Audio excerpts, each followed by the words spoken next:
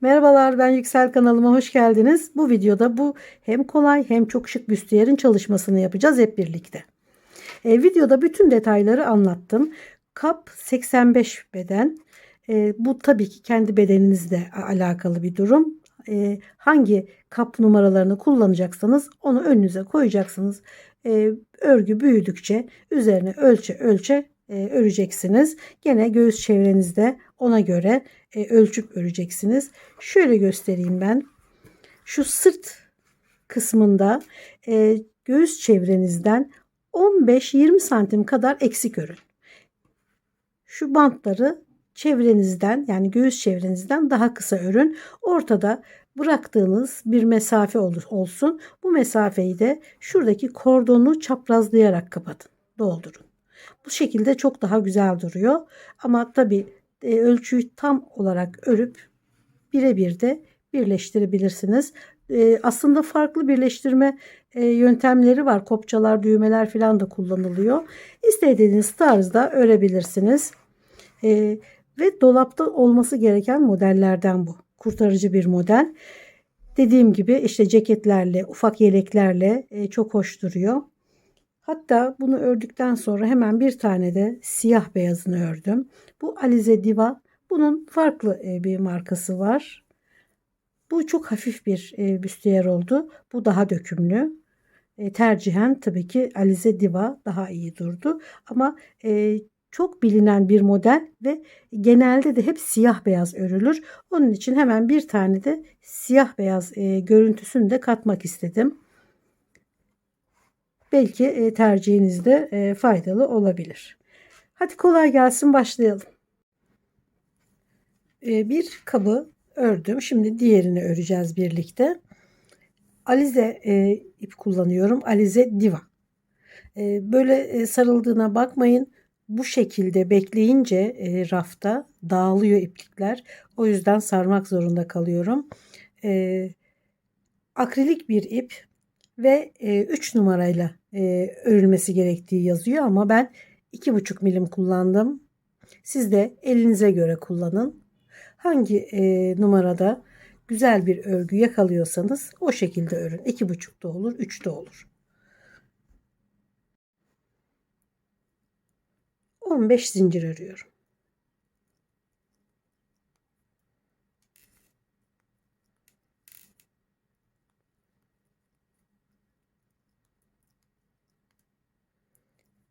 Üç tane daha örüyorum.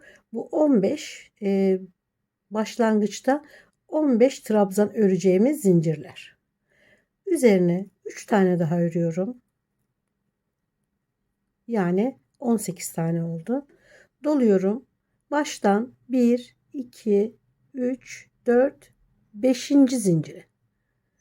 1, 2, 3, 4 ve 5. 2 tane trabzan oldu çektiğimiz zincirle birlikte. Şimdi zincirleri sonuna kadar örerek 15 trabzan örüyoruz.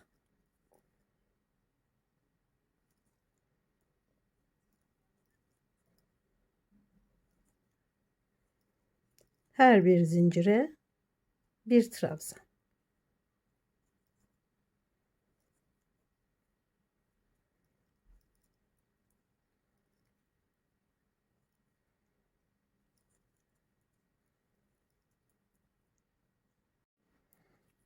On dört ve 15. trabzan son zincire. Şimdi 15 trabzandan sonra aynı ilmeğin içine 9 kere daha trabzan yapıyoruz. Toplam 10 tane oluyor. Son 15. ilmeğin içerisine 10 tane trabzan yapıyoruz.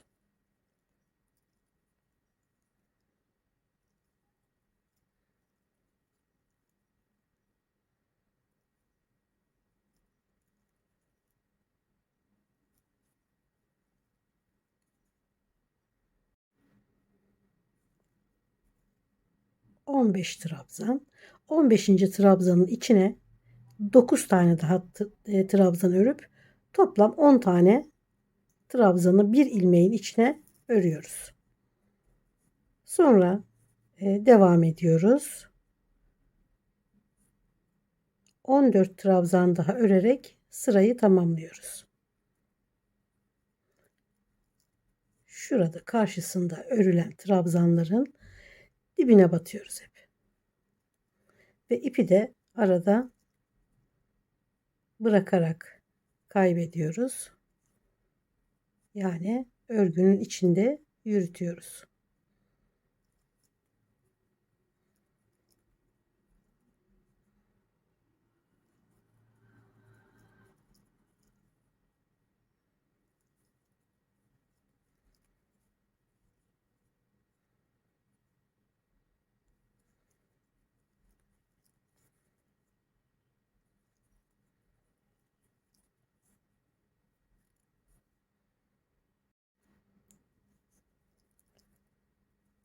Son şurada zincirle çıktığımız trabzana da bir tane ilk sırayı ördük.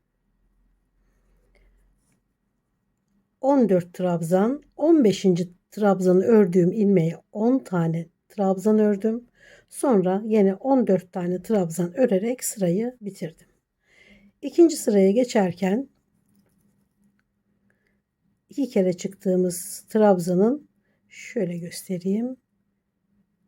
Bir kere alıyoruz. İkinciyi almadan bekletiyoruz. İpliği değiştiriyorum.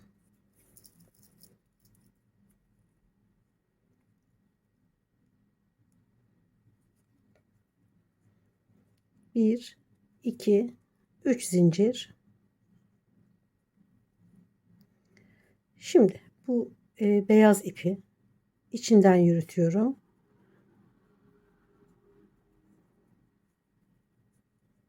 Ve her trabzanın üzerine bir tane trabzan.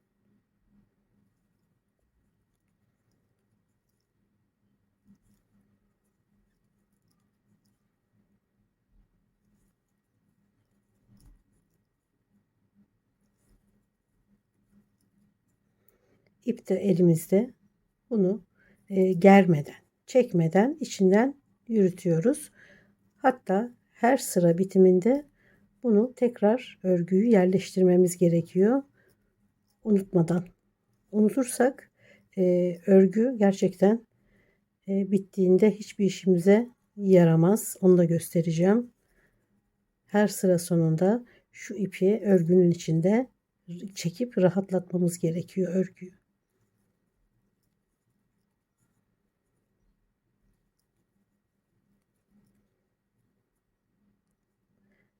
İki, 4, 6, 8, 10, 12, 13, 14. Şimdi şurada 10 tane trabzan örmüştük. 15. trabzana çift batıyoruz. Aynı ilmeğin içine 2 kere örüyoruz. Sonra 3 tane tek.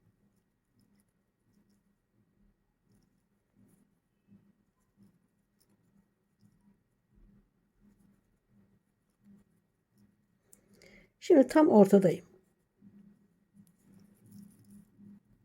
Tam ortadaki ilmeğe de çift batıyorum.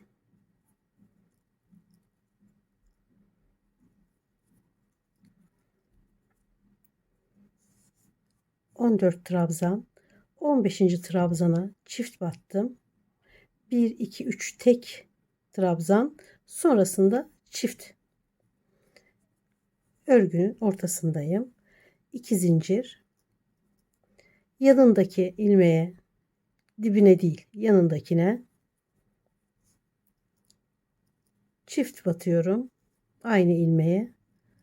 Şimdi buranın aynısını buraya da örüyoruz. 3 tek batıyorum.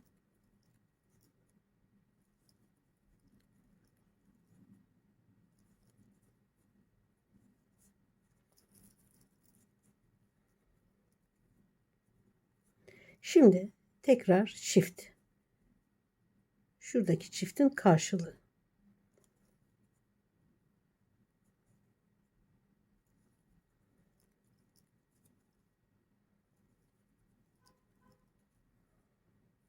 Şimdi trabzanlarla gene devam ediyorum. Sıranın sonuna kadar.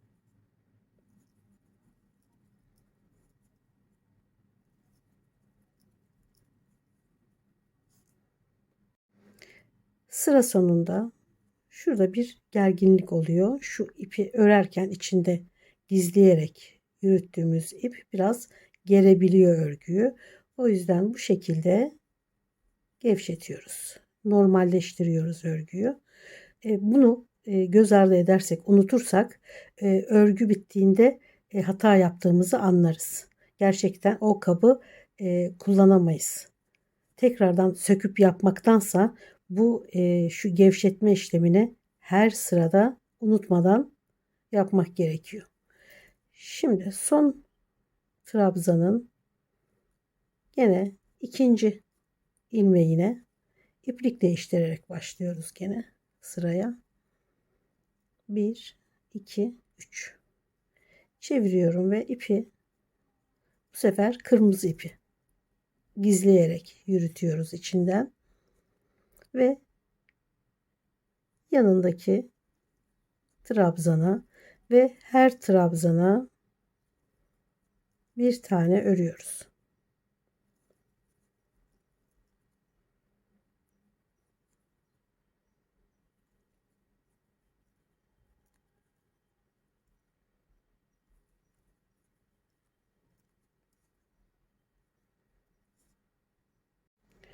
Şurada ve buradaki artıştan dolayı şimdi buradaki trabzan sayısı 15 oldu.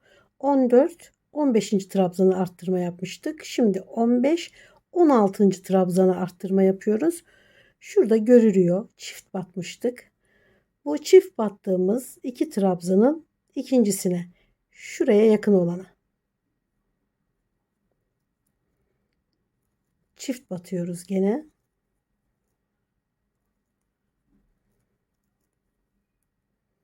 Bir arttırma daha yapmış olduk. Devam ediyorum. 4 tek yapacağız. Bir alt sırada 3 tek yapmıştık 2 arttırma arasında. Şimdi 4'e çıktı. Her sırada artarak devam edecek. Kap büyüyor çünkü. 3 4 tek ördüm. Şimdi şuradaki arttırmanın sonuncu trabzana bir çift. Gene aynı ilmeğe 2 zincir. Şuradaki çift battığımız ilk trabzana çift batıyoruz.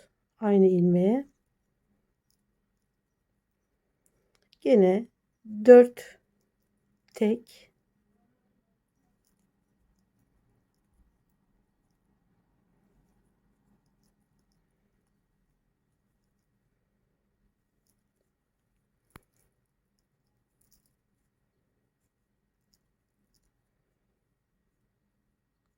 şurada çift batmıştık.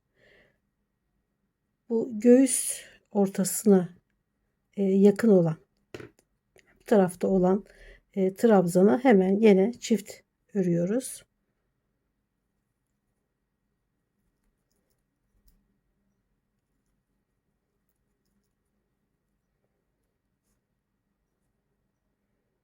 Ve trabzanlara devam ediyoruz.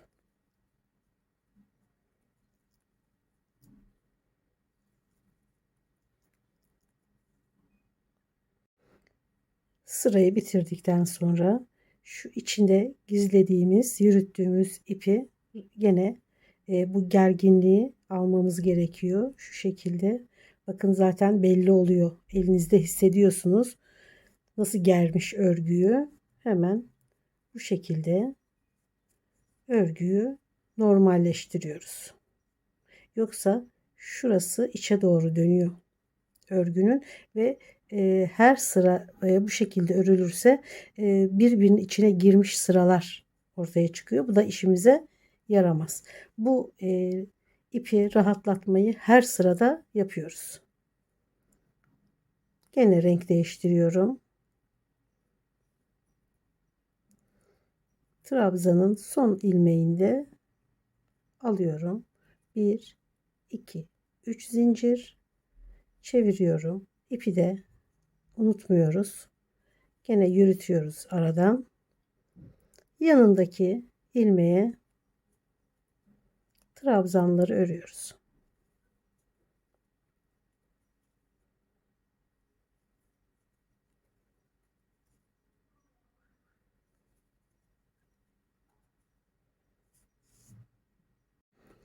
Bu sırada 16 trabzan oldu. 17. trabzana çift batacağız. Şuradaki çift battığımız 2 trabzanın buraya yakın olanına, ikincisine çift batıyoruz.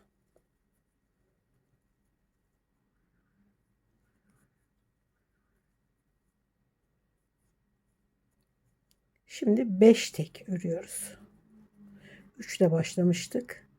Sonra 4 oldu. Şimdi 5. 2 3 4 5. Şimdi son trabzana gene çift. Aynı ilmeğe 2 zincir. Şimdi bu baştaki trabzana çift.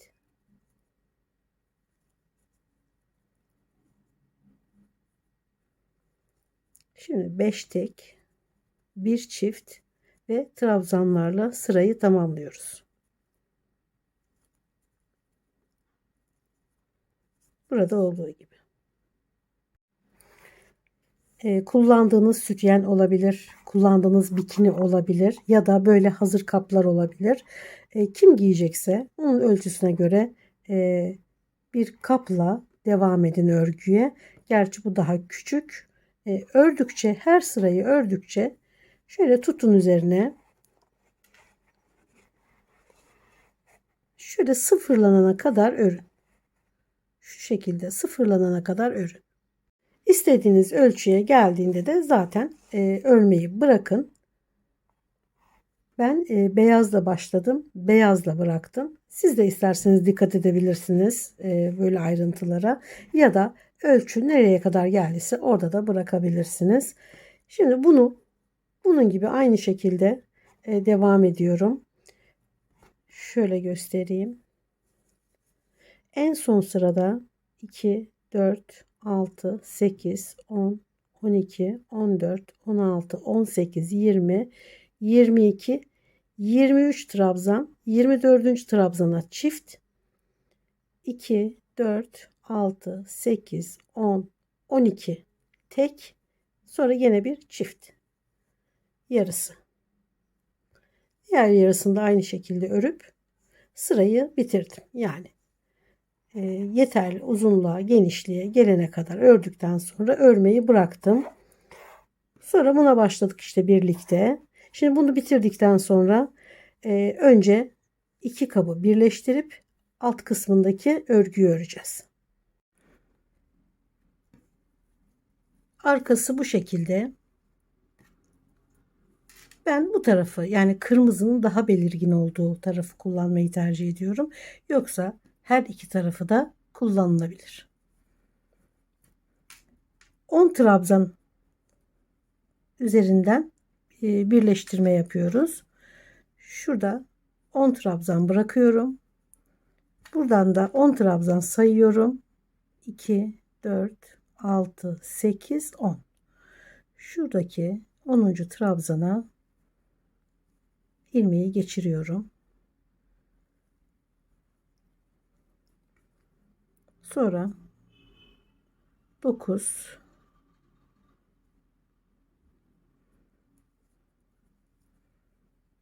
2 de içeriden yürütüyoruz, unutmuyoruz. 8.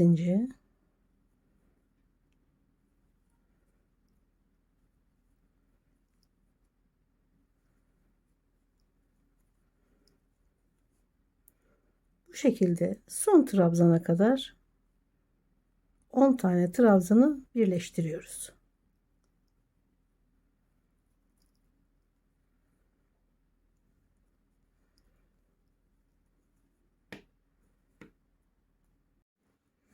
Şimdi buraya örgü yapıyoruz. 3-4 santim yeterli. İsterseniz daha da uzun örebilirsiniz. Tamamen sizin zevkinize bağlı. Şimdi bunlar ikili trabzanlar ördük. Kap modeli sadece ikili trabzanlardan oluşuyor. O yüzden de şu ikili trabzanların aralarına 2 trabzan örüyoruz. Şuralara. Şuradaki boşlukla başlıyorum.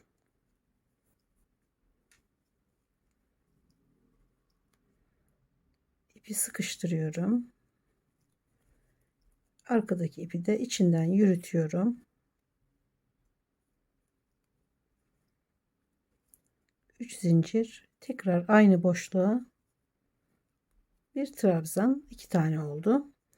Hemen yandaki araya boşluğa 2 trabzan,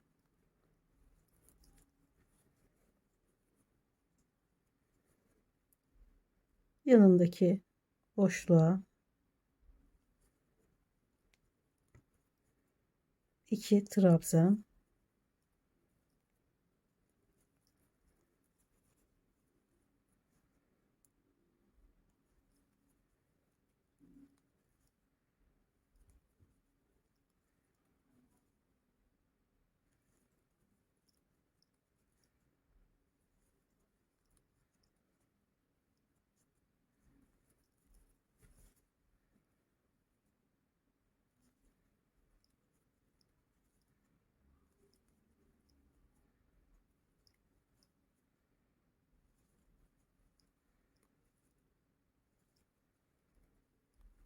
sıra sonuna kadar devam ediyorum. Sıranın sonunda son trabzanı örerken renk değiştireceğiz. Bir kere alıyorum. Bekletiyorum. Diğer rengi tamamlıyorum. 1, 2, 3 zincir çeviriyorum. Beyaz ipi gene gizleyerek yürütüyorum içinden. Ve her trabzana bir trabzan.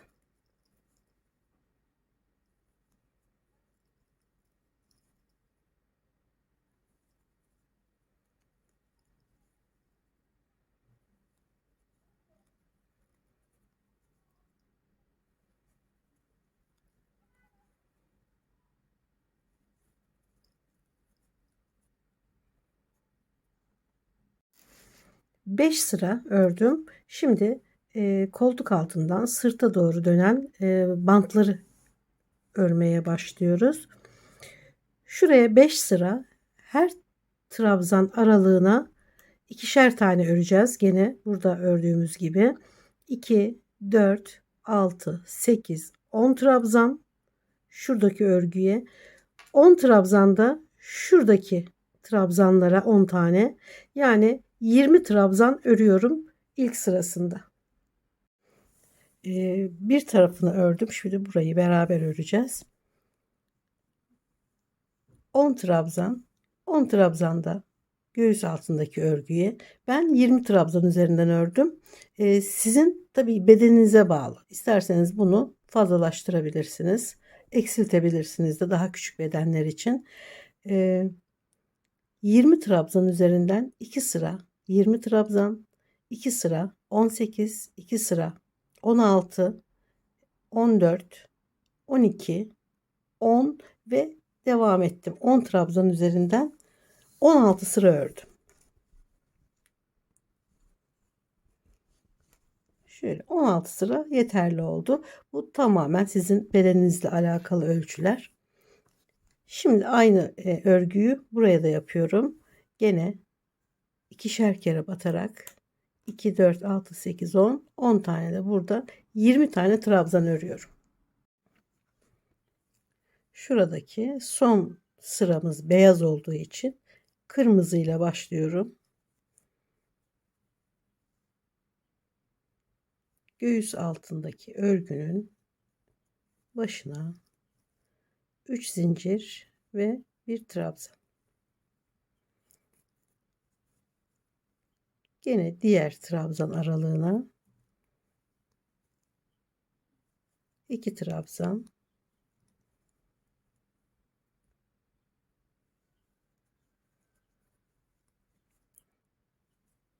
2,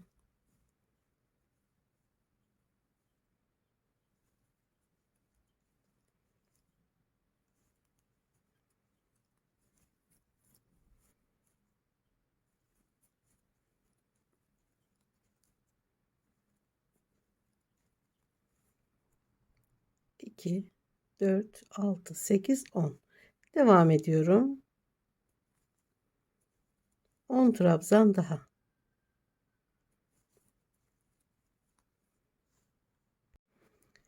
20. trabzanda hemen ip değiştiriyoruz.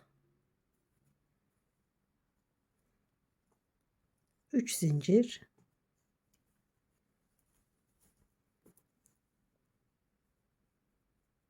yeni taktığımız ipi örerken diğer ipi de aradan yürütüyoruz.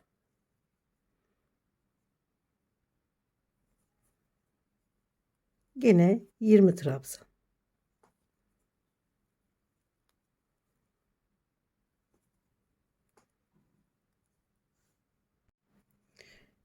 İki sıra 20 trabzan ördükten sonra ipi değiştirdim. Diğer ipi de gene arada yürütüyoruz. 3 zincir. Şimdi yanındaki ilmeğe değil bir taneye atlıyoruz diğerine. Bir tane eksiltiyoruz burada. Şurada bir tane ilmeğe batmadık. Devam ediyorum.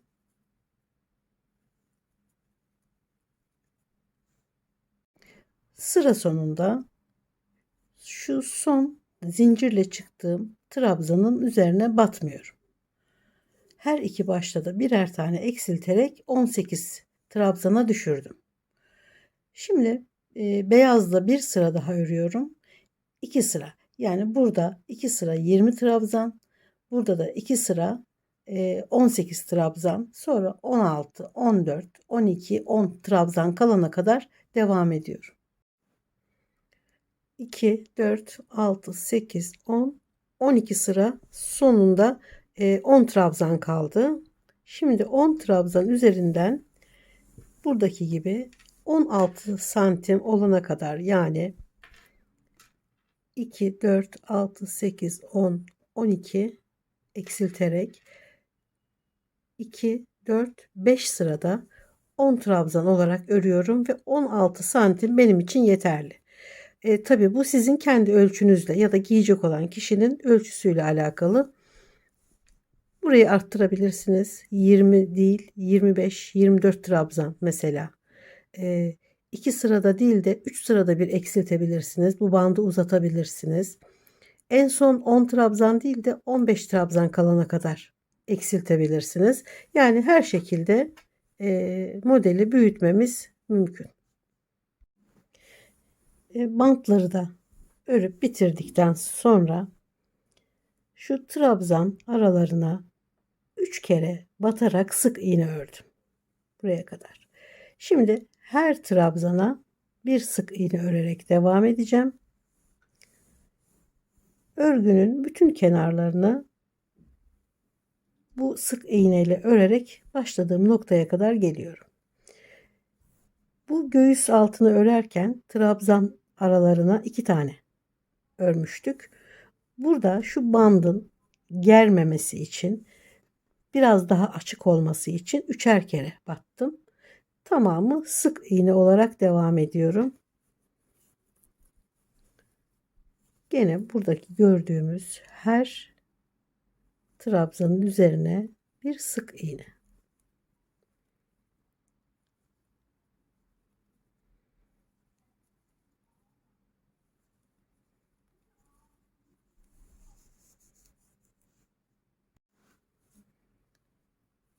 Şurada 2 zincir boşluklara da 2 tane ve devam ediyorum.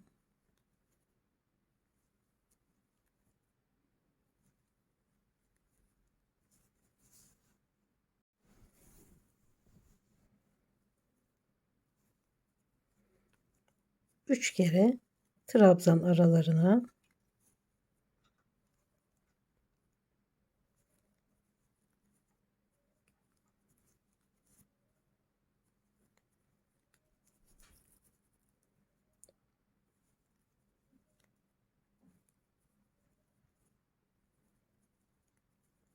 şimdi şu bandın kısa kenarını trabzanlara batarak dönüyoruz.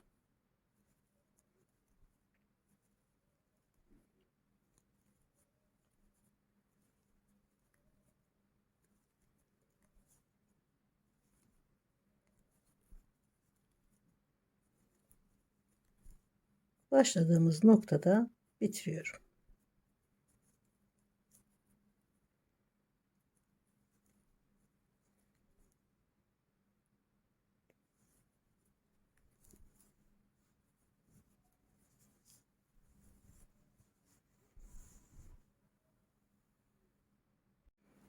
İkinci sırayı örüyoruz. Doluyorum. 1 2 üçüncü ilmeğin içine ikili trabzan. Aynı ilmeğin içine bir sık iğne, 3 zincir, şu dibinden 2 tane ipi alıyorum. İlmek kaydırarak bir tomurcuk yapıyorum. Şimdi bir sık iğne, 3 zincir ve yine bir tomurcuk örüyoruz. Üçüncü sık iğne,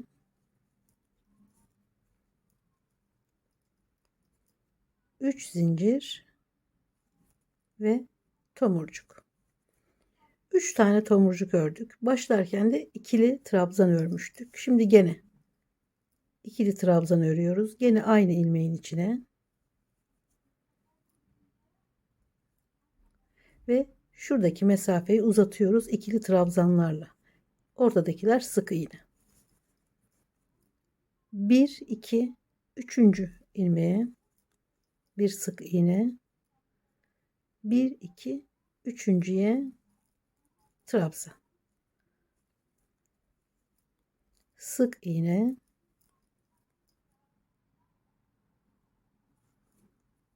tomurcuk, ikinci,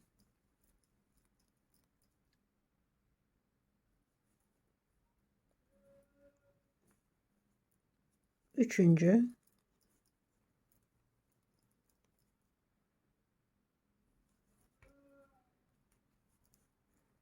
ve ikili trabzan. 1 2 üçüncü, sık iğne, 1 2 üçüncüye trabzan.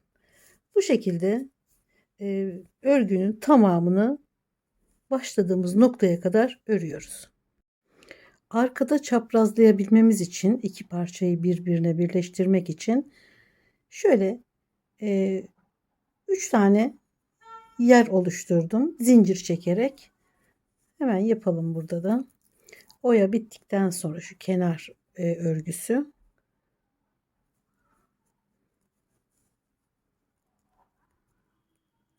dört tane çektim. 3 tane olur, 4 tane olur. 2 tane atlıyorum. Üçüncüye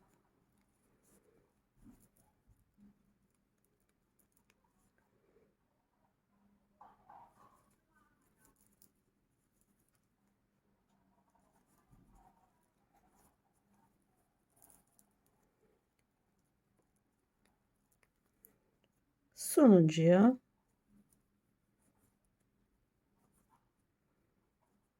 başladığım noktada birleştiriyorum.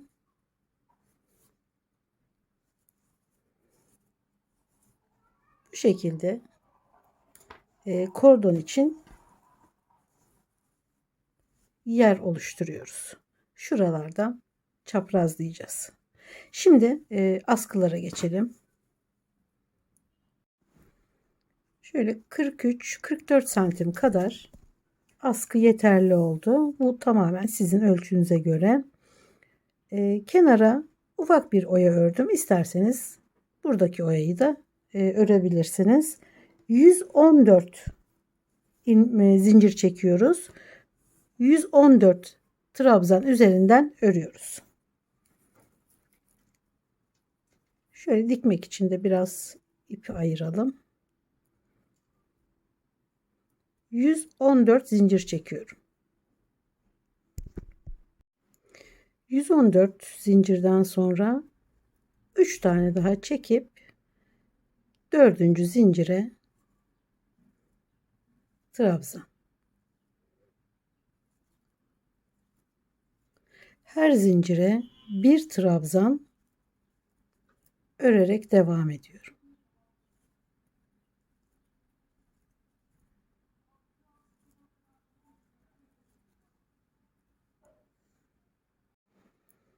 Sıra sonunda ipi değiştiriyorum. Örgüyü hiç çevirmiyoruz. Burada kalıyor. Ördük, bitirdik. Rengi değiştirdikten sonra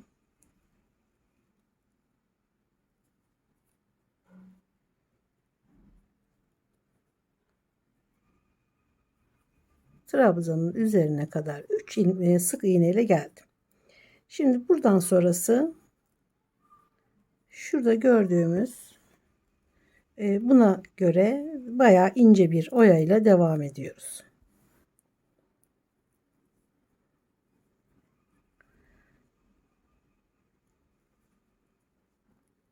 Başta 1, 2,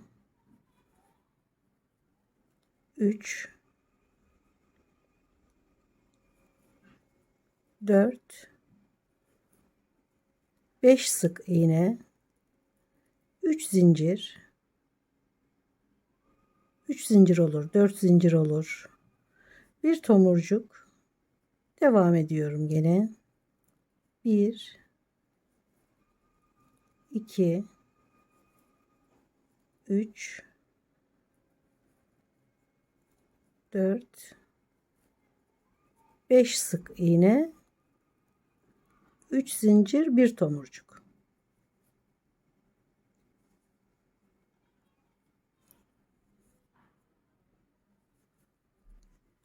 Hiç ilmek atlamadan her trabzanın dibine 3, 4, 5, 3 zincir, bir tomurcuk.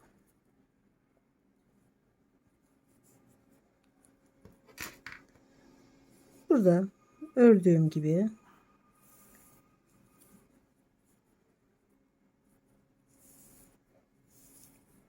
sırayı ilk başladığım sık iğneye bağlayıp bitiriyorum. Gayet kolay, basit bir askı. Sırt ortasında çaprazlamak için 80 santim kadar zincir çekip üzerine ilmek kaydırarak örgü yapıyoruz. Kordonu birazcık daha kalınlaştırıyoruz ama sadece zincir çekerek de kullanabilirsiniz. Daha ince bir kordon olur. Ama bu şekilde daha iyi durduğunu düşünüyorum. Gayet basit bir kordon. İstediğiniz uzunlukta kordonun üzerine ilmek kaydırarak bu şekilde oluşturuyoruz. Askılarını da diktikten sonra örgü bitti. Gerçekten güzel bir büstiyer oldu. Bir de şu sırt ortasını göstereyim. Bu orta kısmı 15 santim kadar açık bırakırsanız açıkta kalan kısmı da bu kordonla çaprazlayarak tamamladığınızda güzel bir görüntü oluşuyor.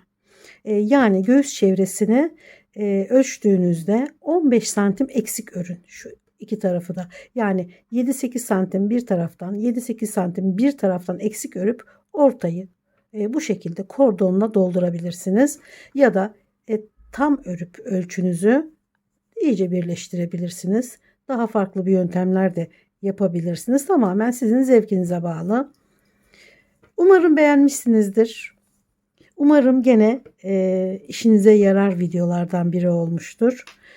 Videolarımı beğeniyorsanız ve bundan sonrakileri de izlemek isterseniz beğenmeyi ve abone olmayı lütfen unutmayın. Görüşmek üzere. Sağlıkla kalın.